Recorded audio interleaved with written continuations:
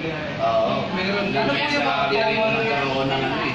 So ano po yung common na ginagawa niyo po para ma-disseminate yung information sa barangay? May public Number one, address yun. PA namin yan. Yung public address namin. Page.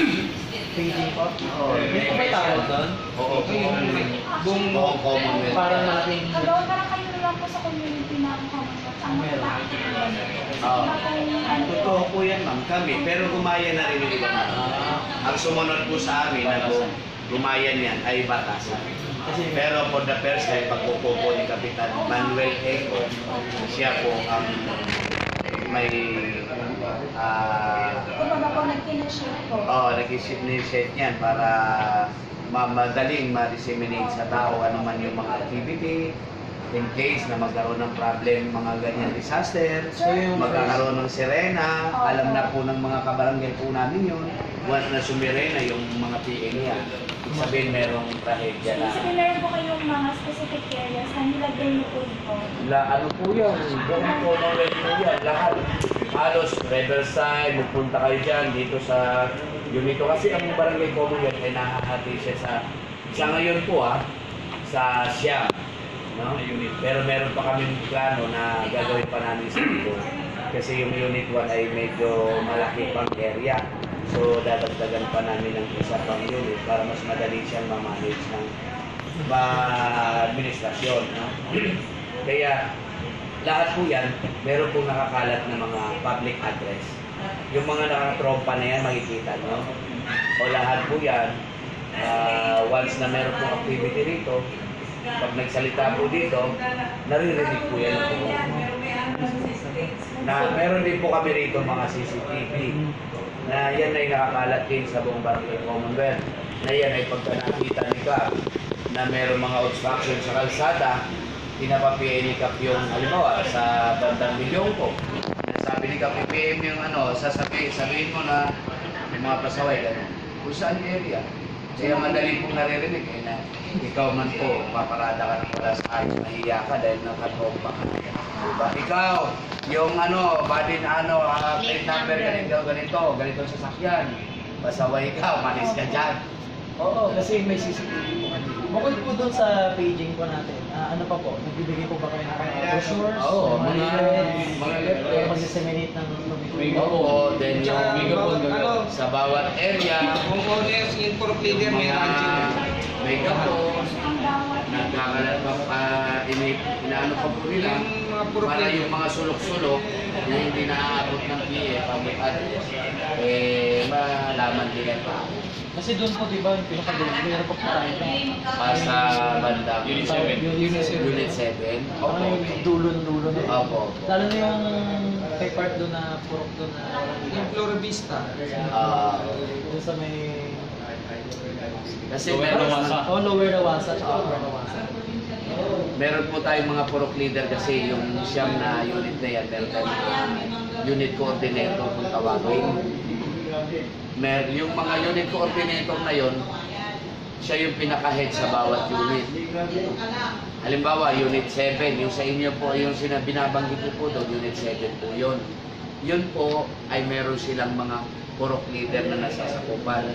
At yung mga purok leader na yun, meron pang mga volunteer din po yun na kasamang nagdi-disseminate sa lahat ng mga activity, ano man yung activity ng barangay, ano man yung mga ordinansa ng barangay at city, mga projects, mga programa.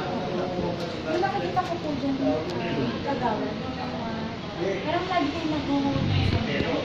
Kasi parang may area doon.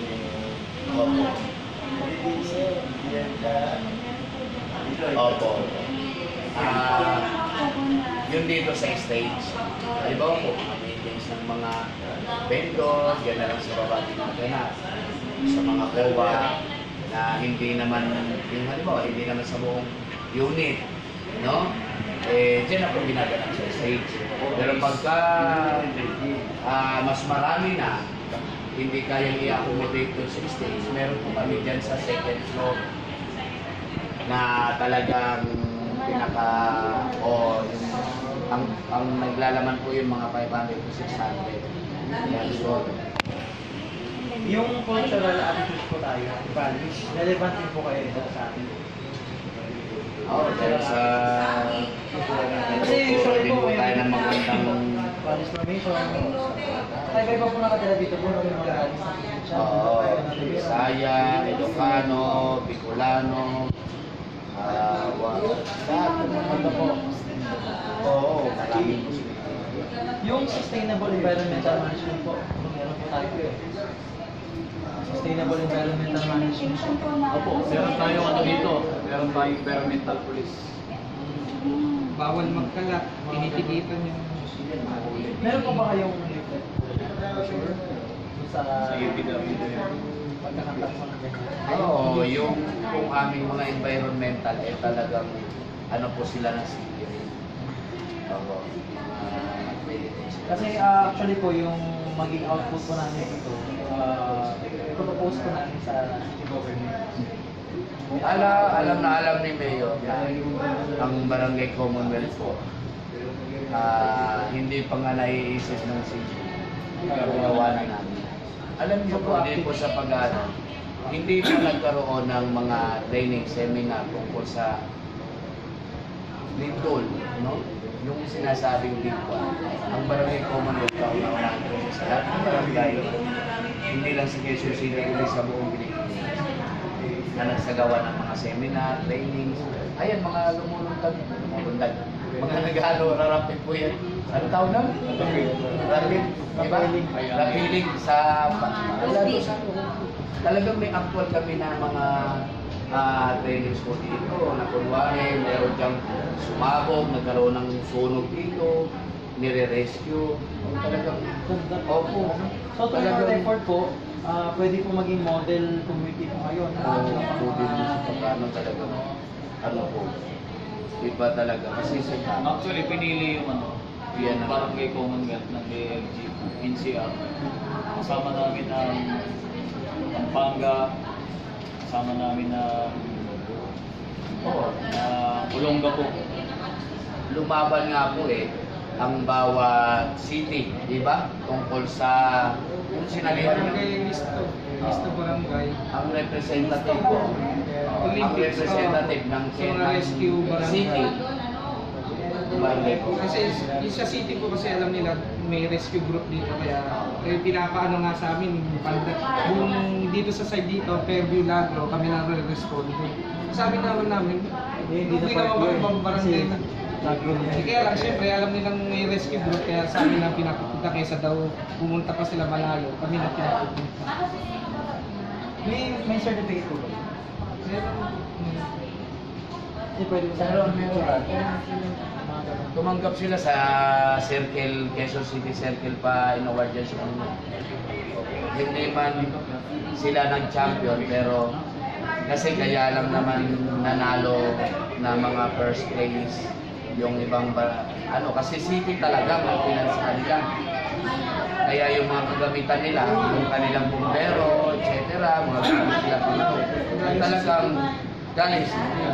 Samantala yung representative ng Quezon City ay Barangay Commonwealth. Barangay lang din, sikap lang din ang nag-finance. Kaya kung ano yung gamit po namin dyan ng ambulansya, mga ladder, mga bota nila, mga helmet nila, yun ang suot nila. Kaya medyo, pero pag ilan ba kayo nun? Anim. Mga 6. Sa 16.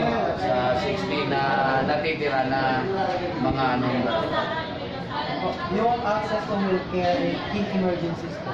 Kung mga kabayan po natin, madali na sila. yung nirescue namin yung sinasabi 24 by 7 tayo. Yung sa Yan. Doon na. lahat po ng mga barangay clinics, barangay health centers, open po. Monday to Ilan Friday po lang yung sila. health center po natin? Dito sa Paido. Ang RD po meron din. Bakit? Bumaha doon sa sinasabi niya 7, may nawasa. Yan yung lugar.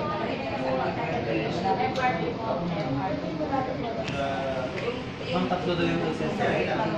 Kanto lang ba kami? Health center natin.